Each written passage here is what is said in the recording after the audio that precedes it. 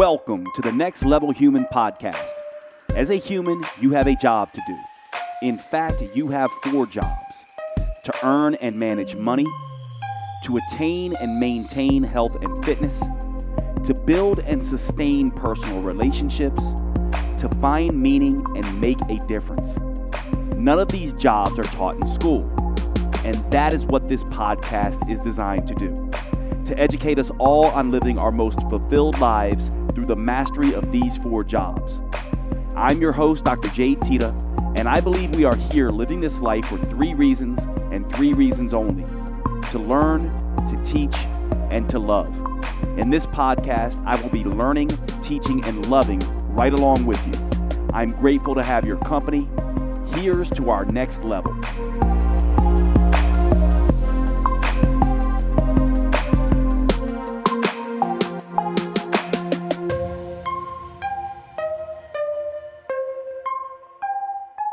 Welcome, everybody. Welcome to today's show. Today, we are going to be talking about consciousness, and it's going to be curious to see where this discussion goes. Some of you who are listening to the podcast are religious in your orientation. I would imagine most of you are philosophical in your orientation. We certainly have some people here that identify as atheists and religious types.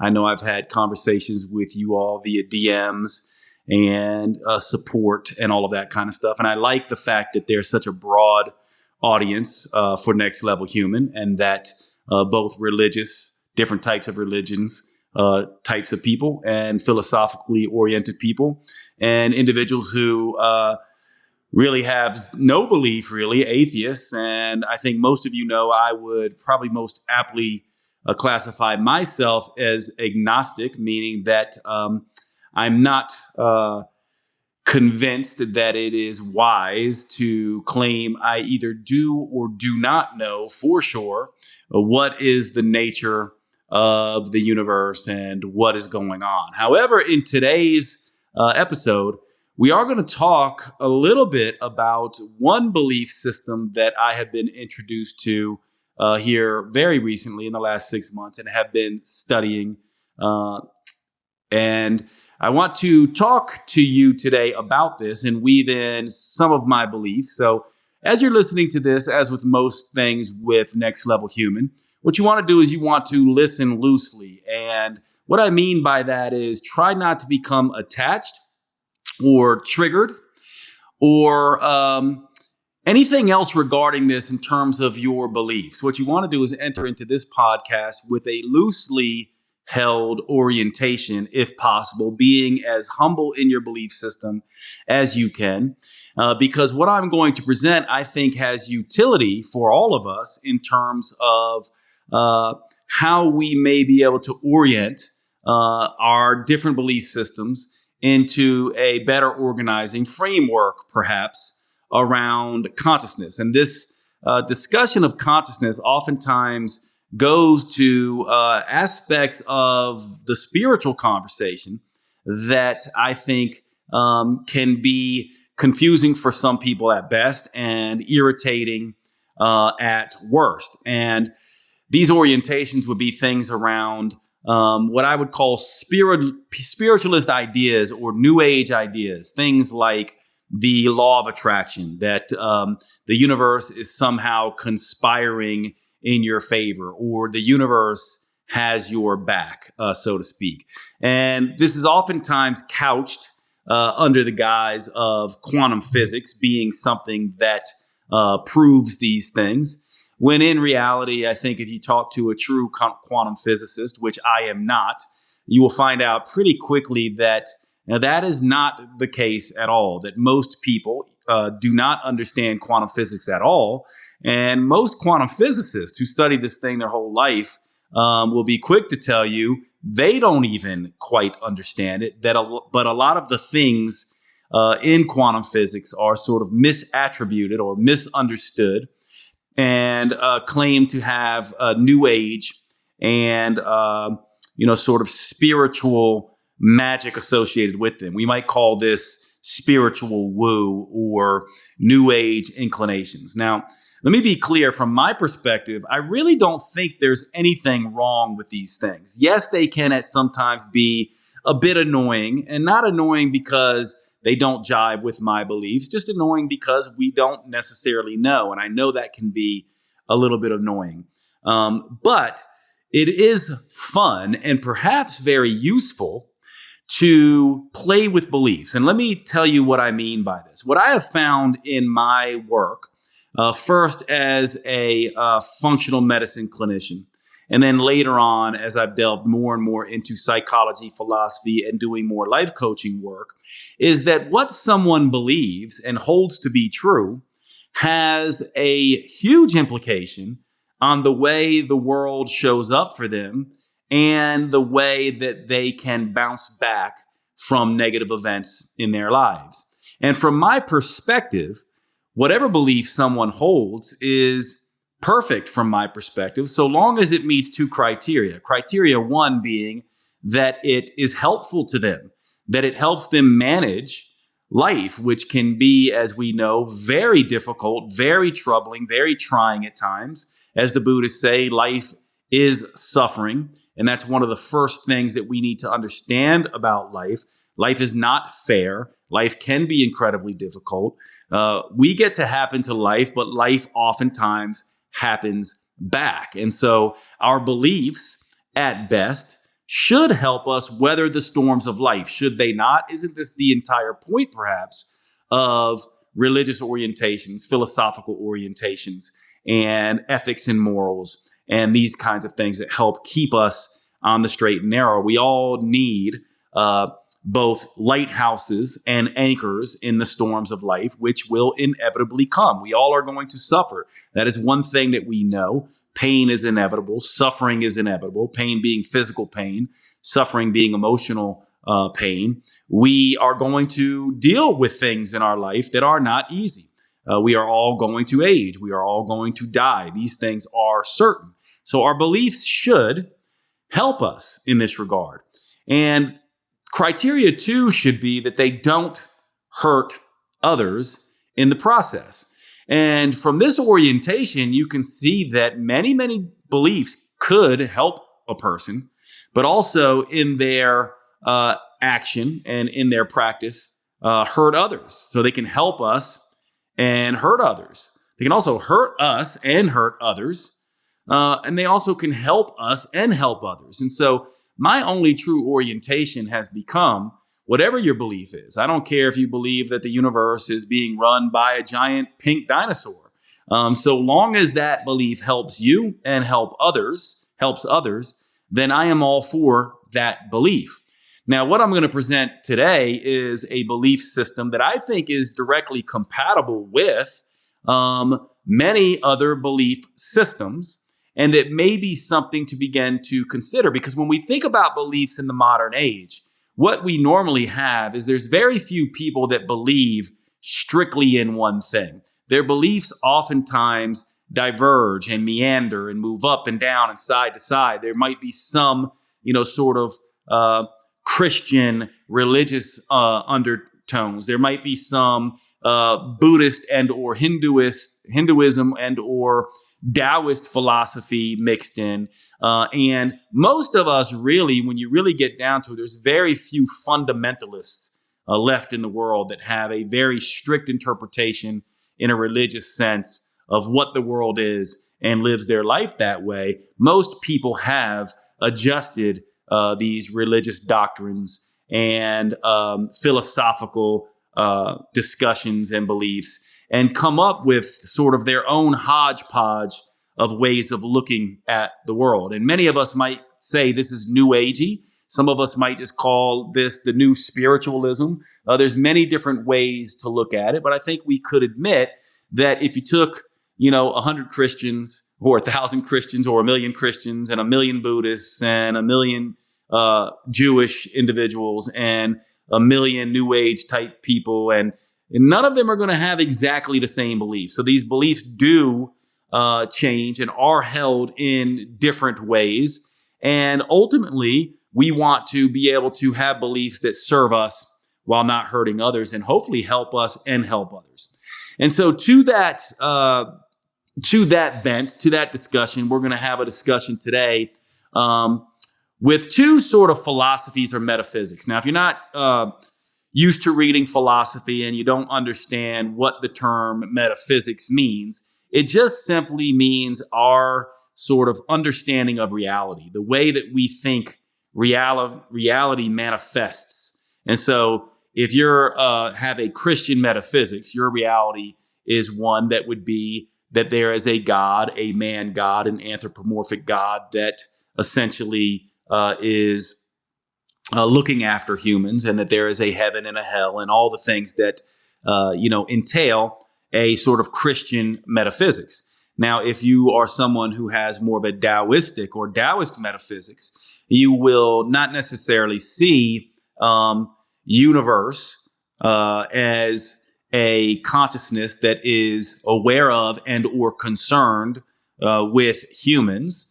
You will more see this as a philosophical creative force that sort of is nameless, formless, shapeless, that does animate the world, that has creative potential, but is not really able to be truly known in that sense. And so there are very different types of metaphysics from that perspective.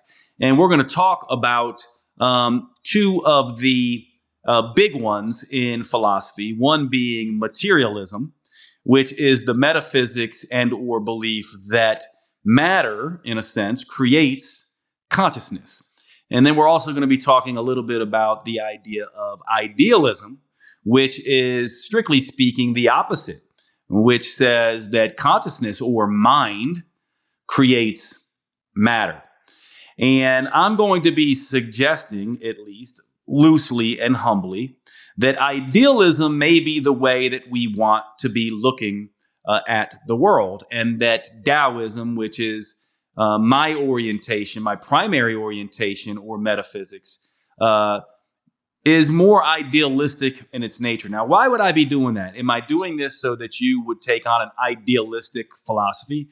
Absolutely not. I'm doing it because I think there might be some compatibility between this idealist view and many of the views that New Age individuals and spiritualists look at things. And I also think you might find, very curiously, that the idealistic view also is far more compatible with a religious God orientation or as well, and that materialism may not necessarily be. Now, let me be right up front here. Many of you listening to this may have more of a background on this stuff than I do.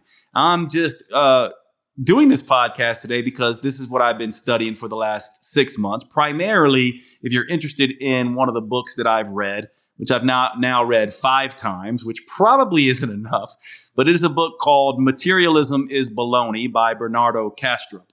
And I'm probably going to butcher his ideas, but that book also sent me tearing through the idealistic world and the non-dualistic world, looking at people like Rupert Spira and others who hold this belief system. And from me, I've been playing around with this belief system because it seems to fit nicely with the Taoistic way that I look at the world, but it also has seemed to bring up questions for me and information for me that has been extremely useful in adjusting perhaps my belief in a direction that is helpful for me and perhaps will be helpful for others. And so this is really one of these podcasts that is an idea-based podcast. And so let's get into this. So the modern day way of looking at metaphysics from the scientific point of view has really veered very close to materialism. Now, by the way, I don't know if materialism is true. I don't know if idealism is true. I am presenting these as a way to orient you as a introduction into these ideas. And the materialistic viewpoint is the viewpoint that most scientists currently hold. And the view goes something like this, that as we as a species, as we evolved, our nervous systems, as they've gotten more and more complicated and more processing power, that as that begins to occur, consciousness sort of spontaneously arises out of this. And so that our brain action create consciousness, create the ability to be conscious. And when I'm talking about conscious here, I'm really talking about this idea of consciousness from the perspective of being aware that we are aware. Now, people talk an awful lot about this, but we humans, along with perhaps many other animals, can be aware that we are aware. We can analyze our own thoughts. We can be self-reflective in a way, looking at ourselves, thinking about what we are thinking about, right? So we are aware that we are aware, and we are aware that we are aware that we are aware. It's almost as if we found ourselves, if you could imagine, in one of these fun houses in the circus where we're in a mirror house and we walk in and there's a mirror behind us and in front of us. And when we look into the mirror in front of us, we can see ourselves again and again and again and again and again and again. And when we get in these sort of fun houses and these sort of where these circuses that have these fun houses, and we get into some of these mirror houses, we can also oftentimes be confused and become confused about which of those images is actually us, because all of a sudden they're so reflective and almost infinite visions of ourselves show up, don't they? And so materialism essentially says that as our brain and nervous system processing becomes more complex, consciousness arises out of this, and this self-reflective capacity sort of arises. And once that happens, we have to ask ourselves the question, what world are we aware of? And what are we sort of looking at? What world are we navigating? Is this a world that is just an illusion that we create ourselves? Can we be sure that there are any other people who are conscious? And materialism essentially says that, in a sense, the world that we see is a world out there that is separate from us, but it's not exactly what we see. It's slightly different. In other words, we are seeing something, but our senses and pick it up imperfectly. And so we can never be quite sure what is going on out there and what really is out there. So if I'm sitting here talking right now to you, doing this podcast, looking into my phone, talking into this microphone, materialism would say there is a phone out there. There is an object that is a phone. There is an object that is a camcorder. There is an object that is, a microphone that I'm speaking into. But the way that I perceive those things isn't exactly as they are. In fact, they are different. And in a sense, I am just operating an illusion. So there's two worlds in a sense. There's the world that I am generating this consciousness. And there's the world outside of me that is picking up that I am picking up and being aware of. And that I can't possibly know what this world is. And in fact, that this world is the very world that makes up consciousness in the first place, since the matter that my brain is made up of, where all these connections are happening, is the building blocks to my brain. And so in a very weird way, when you follow materialism to its core, it essentially says we are made up of things that generate, the ability to pick up a world that we can't be sure of exists in the first place. And so in a very real way, as a metaphysics, materialism is a metaphysics, a belief system, a view of reality that is in a sense non-falsifiable. In other words, we can't really prove that this is real, can we? Since there's a world out there that we can't necessarily truly know, that creates our brain that then helps us pick up this world that we don't truly know. And this is kind of the world that the current scientific world sort of says is true. This metaphysics of materialism tends to dominate, that matter creates mind rather than the other way around. So what does idealism then say? Well, idealism essentially says that everything is mind. Everything is consciousness, in a sense. We are consciousness. And consciousness is creating matter.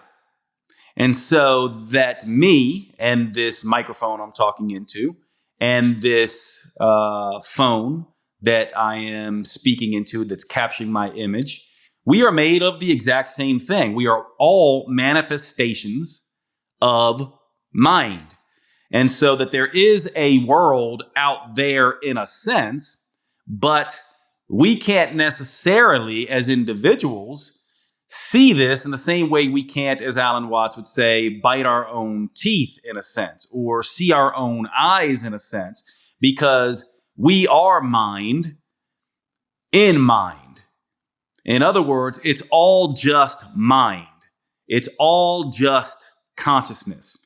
And as you look around at the things in the world, these are different expressions of mind, and there is nothing else. So there is no other world out there. When I see the phone or talking to the microphone, I really am seeing the phone and talking into the microphone.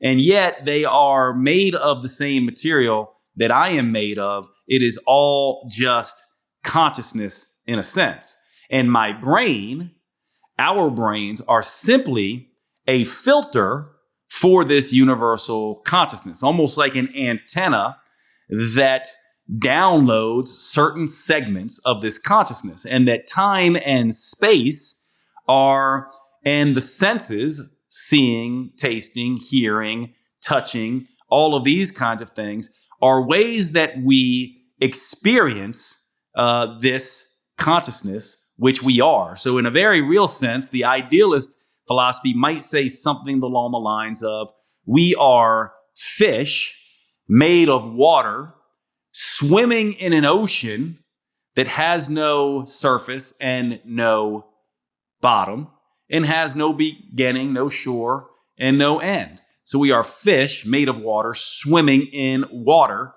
unaware that we are the exact same thing that we perceive. This is the idealistic philosophy. Let me interrupt the show just for a few minutes because I want to tell you about one of our sponsors, Evolve Telemed. One of the questions I get all of the time, one of the services that you are asking me for constantly, is hormone replacement therapy. Women going through menopause, women going through perimenopause, women in postmenopause, women under stressful situations who are dealing with low sex hormone levels, estrogen and progesterone, are constantly asking me about progesterone therapy or estrogen and progesterone therapy. And men, same thing, constantly asking me about testosterone replacement therapy. Plenty of you, many of you, always asking, Jade, can you prescribe me hormones? I need testosterone if you're a man, or I need estrogen and progesterone or testosterone if you're a woman. And I always have to say that I am no longer seeing patients in this way because my educational duties are keeping me so busy. And this is where Evolve Telemed comes in. I have been looking for a company that does bioidentical hormone replacement therapy, and that is critically important.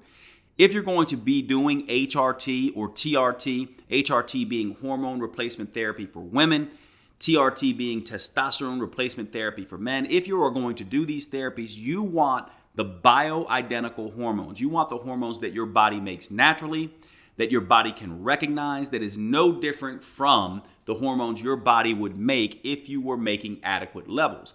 Bioidentical hormone replacement therapy does just this. And Evolve Telemed is a company that I am now using for my own testosterone replacement needs, and have been super impressed with the way that they have structured their business model. And so I am now bringing this service to you through my partnership with Evolve Telemed. Essentially, the way this works is you go online, you make an appointment with Evolve. Evolve gets a doctor with you on a Zoom call. They go through your whole case. They go through your blood labs. They then prescribe your hormones directly to you, and you can get those hormones wherever you are. You do not have to go to a clinic near you. All you need is to have an internet access point, and you can meet with an expert in bioidentical hormone replacement therapy and get those prescriptions.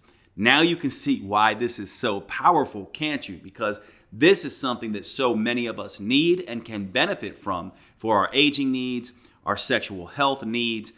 These things have profound impact on mood, hair, skin, erections, libido, you name it. These things do everything for our metabolic health and vitality. So I am incredibly excited to bring Evolve Telemed to you.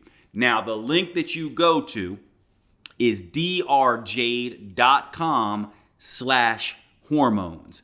drjade.com/hormones. This will bring you to the Evolve Telemed portal. If you use the code NEXTLEVEL, you will get a discount on checkout for your first patient visit. I'm very excited to be able to bring this to you, and I hope you will use Evolve Telemed. I know you're going to find it extremely powerful to move your hormone needs over to them. Check them out, Evolve Telemed. Use the link drjade.com/hormones. drjade.com/hormones for Evolve Telemed. And let's get back to the show.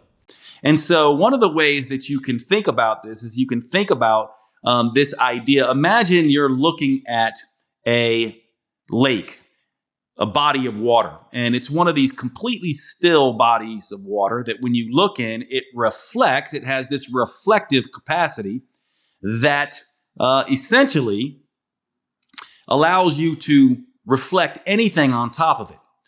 And you can kind of think of this as when this body of water becomes disturbed and has ripples put upon it, it creates waves.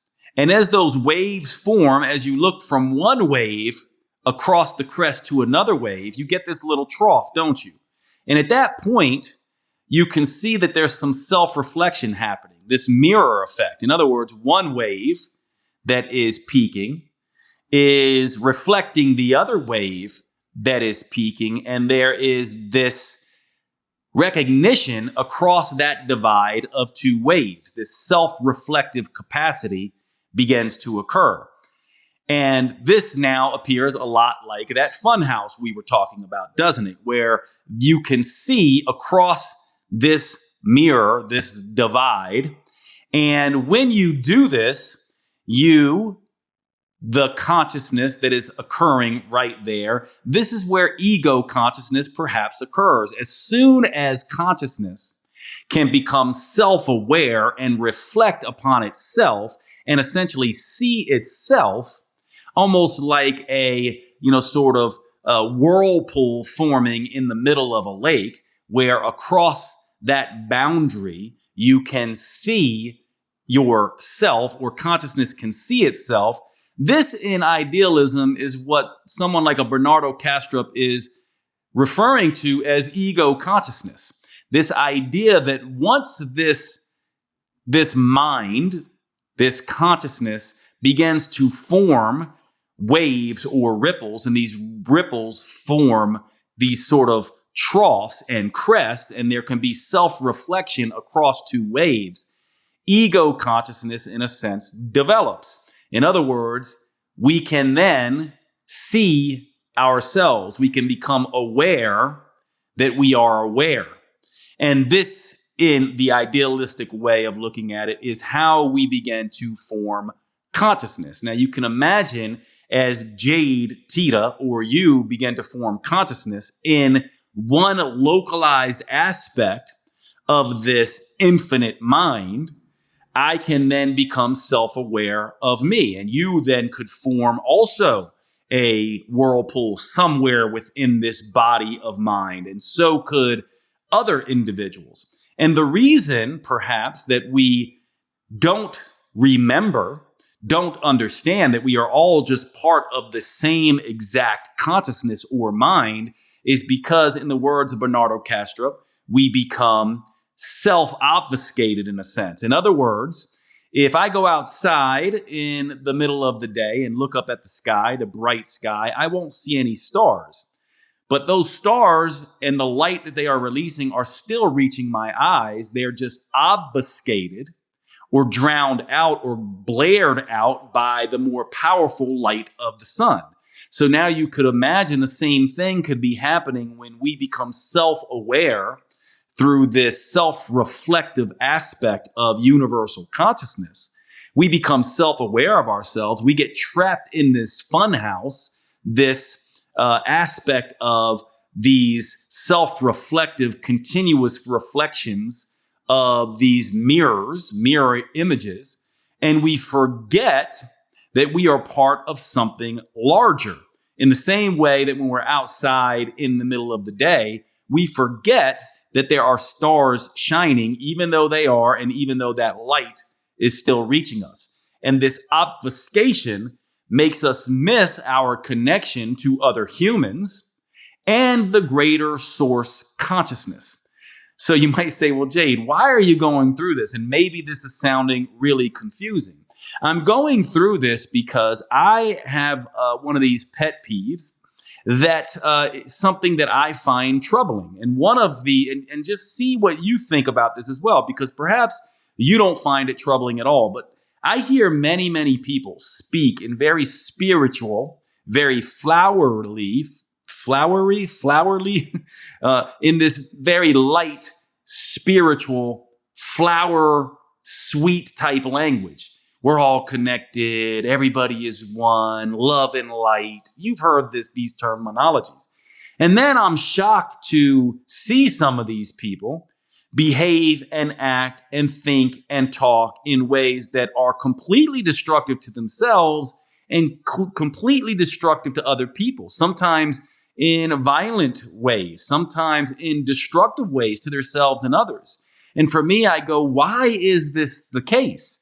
And many mystical traditions talk about this idea that the illusion of separateness from source consciousness is the sort of source of all fear and the source of our need to try to control others and try to chase power and forget that you are connected to me and I am connected to you and we are connected to them. And in a sense, we are derived from the same universal consciousness. And maybe now you're starting to see why this idea is perhaps a useful one to try on, even if it's not particularly true in your mind or my mind or true in general. You could see that this idea of idealism begins to become fairly useful because it gives us a way of understanding the world that we see is the world that we see, that is derived of the same material that we are,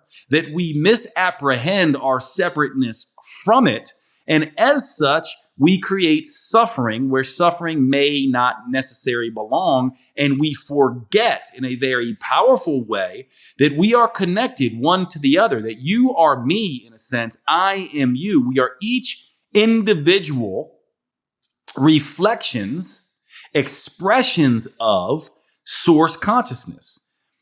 And if you want to call source consciousness God, you certainly could. And this starts to then get into a very inclusive way of having a metaphysics that can be very inclusive of many metaphysical ideas.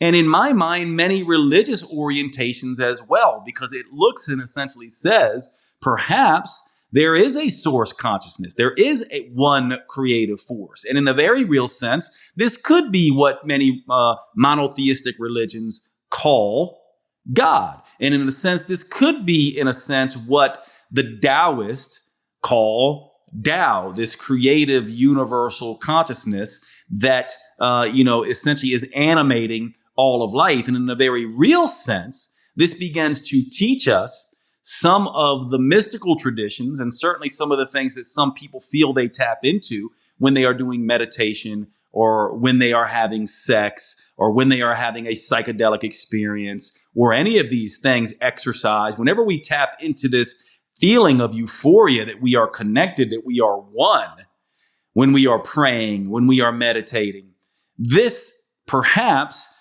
is the universal source consciousness that we are all essentially tapping into, that we are all a part of. And this idealist metaphysics begins to make this very tangible. At least it has made it more tangible for me.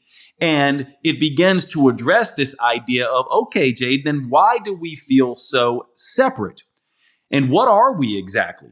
Well, if we are filters for consciousness, what that would mean is, if you can imagine, I'm a child of the 80s and I was born in 1973. So I still remember those old radios that you reached out with your fingers and tuned the dial. And it would sort of make this weird like sound until you hit on, 107 FM or something like that, where you could tune into a particular radio station. So if you imagine each of our brains as a filter for consciousness, and I, let's say, am 107 FM on that particular station, or if you want to think about this as a YouTube channel or a Spotify playlist, I'm tuned into a particular genre of universal music, which makes me look a particular way, feel a particular way, think a particular way, have a unique place in the context of space and time that makes Jade unique and makes me slightly different and experiences this universal consciousness in a slightly different way than you do. And the same way that a dog has a different consciousness. And maybe, humans are the FM channel and dogs are the AM channel, and other animals each have their own channels, and each of their uniqueness is being filtered in this way, in a very in the way that we might filter a satellite signal or radio signals. And this is what makes us all unique. And this obfuscation, this self-reflective capacity that forms each of our egos, is what gives us the illusion that we are separate, but in reality, we are not. And this becomes pretty powerful way to begin looking at this, because then it begins to explain why, for example, throughout history, before the internet, we have learned about people who are working on particular problems, picking up things from dreams, having psychedelic experiences, picking up things seemingly out of the ether, working on problems, scientific problems, and then having someone all across the world, the planet, who knew nothing of this other person, who lived in a different culture, who was absolutely tapped into and working on the exact same problem, yet they had no way of knowing that each other were there. It could explain things like extrasensory perceptions, perhaps, near-death experiences, and the very interesting commonalities between people when they go through near-death experiences. They can start to perhaps explain things that science, in its traditional materialistic way of looking at things, has not been able to explain. And what's interesting about this idealist metaphysics is it doesn't contradict at all any of the known laws of science. It just presents a different way of looking at it. Instead of it being the hand going, or, sort of the glove going on the hand, it's more the hand going in to the glove, so to speak. It's just an inversion of something that perhaps is more useful for us as an explanatory mechanism for many of the things that both mystics and science and history have shown us over the years. And this is why this can be so powerful, which brings me to my final sort of musings on this subject. You have oftentimes heard me listening to this podcast say that we are each of us is a unique spiritual fingerprint. In other words, each human on the planet is unique. There has never been another you in the history of humanity, nor will there ever be again. And part of that has to do with your unique genetics, your unique personality, your unique occupying time in history, and your context of the space in which you live. None of these things are the same as they have ever been, nor will they ever be. Life is constantly changing. So you are unique. You also are unique in your experiences, the people who have hurt and helped you, your passions, the thing that you are interested in, your superpowers, your talents, the things you're really really good at. Your personality, which we already said, which incorporates your perception and your unique perspective. And of course, your pain and your suffering. And all of this makes you incredibly unique. And then that brings us to the question of, well, you are here. You are a unique expression of this source consciousness. If that is true, and if you understand this, then it pushes you to understand you are a unique spiritual fingerprint and, perhaps most importantly, a unique purpose potential. In fact, there is something perhaps that you can do in a way that no one else can do. Even if you and I teach the same things, you teach self-development, personal development, you teach metabolism. But there's something unique about your voice. There's something unique about your perspective. There's something unique about the way you say it, the way you internalize it, the way that you teach it that will move people in a way that I never could. So even if we were born the same year, even if we are siblings, even if we have as close to as possible of the same upbringing, you, by your very nature, are going to be unique in a sense. And this brings me to this idea that this source consciousness, which we are all uniquely a part of, and which we sometimes forget, is still interacting with us in a way. It's still pushing us. It's still influencing us. How could it not be? And that this perhaps is the thing that we need to be tapping into. And that perhaps as we walk through the world, our unique way of perceiving and interacting with this source consciousness that we are a part of is exactly what we need to be doing. And that the culture level way of copycatting everyone else that you see goes against this principle. And the base level way of pretending that I am the only person that matters on the world and that I'm completely separate from you also goes against this idealist way of looking at things and this nature of source consciousness.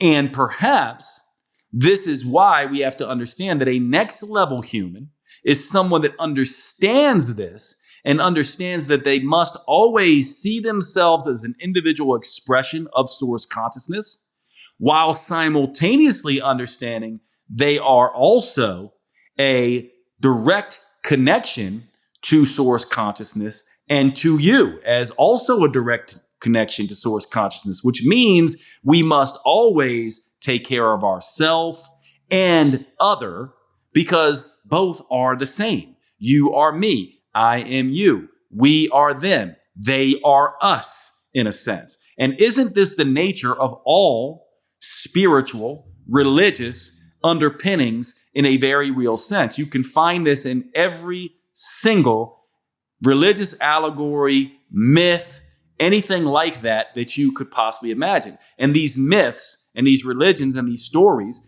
don't have to be literally true to express this universal truth. And so you do not have to take the Bible, for instance, as the literal word of God. You can still find, for example, universal truths in the stories. And the same goes for Judaism, and the same goes for Islam, and the same goes for any philosophical tradition or any mythological tradition from any of these ancient cultures. And when you begin to look at it this way, it begins to open up your mind in a sense to begin free you from the judgment about other people's beliefs, free you from the judgment about the need for your beliefs to be completely true, and allows you to begin to understand yourself and the consciousness and mind that you are derived from or an extension of. And I'm hoping that you begin to see this as something that is profound and something that can profoundly begin to free us from some of the suffering that we might have. And the final thing I would say here is if this source consciousness is the nature of it is such that it is self-reflective and that we are that an expression of that self-reflective process, and that we can't, in a sense, look at our own eyes or bite our own teeth without some of this self-reflective process, without the help of a mirror, so to speak, to actually see us and become aware that we're aware, that perhaps we are the very ways in which this source consciousness dreams itself or perceives itself. Perhaps, in a very real sense, without us, source consciousness would not be able to experience itself at all. And that us living our unique lives and following our purpose potential and being true to our spiritual fingerprint is exactly the point and is what evolves this source consciousness in the first place. And in this way, we are, in a sense, the instruments of God or source consciousness, right? We are an extension of source consciousness. If you think about our bodies as an analogy of source consciousness, then some of us are fingers, others of us are toes, some of us are elbows, some of us are feet. We can't move. The world doesn't move without us being expressions and living out the expressions of our lives, which means we must do that from a perspective from now on of attending to our individual nature while also never forgetting we are connected to every other conscious being because we are all extensions of source consciousness. Like a giant octopus, universal octopus, with all these little suction cups all over all its legs. And then if you look closely, also all these little bumps all over its skin, with each of us being one of these bumps, one of these suction cups, a unique place in the infinite universal source consciousness that has a unique nervous system and a unique sensing apparatus that senses and samples one small aspect of the universe.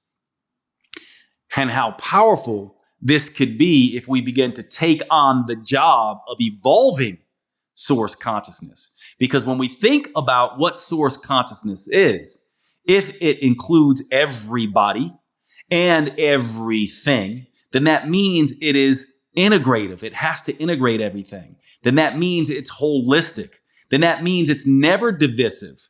It's never dividing because it's all the same thing. And then so we can now become spiritual in our thinking and our actions by realizing that anytime we divide, dehumanize, try to have non-integrative thinking, non-holistic ways of living, trying to go against the universal source nature, we are perturbing and devolving and degrading source consciousness and therefore ourselves. And anytime that we are inclusive and integrative and holistic in our ways of living and being with other people, with animals, with the planet, with the universe at whole, then we evolve source consciousness and ourselves. And that this is the path of the next level human. So I'm going to stop right there today and let this sit with you, this unique aspect of you and me and how we are all perhaps just expressions, nervous system expressions, unique points within this infinite ocean. We are fish made of water, swimming in water. I'll see you at the next show.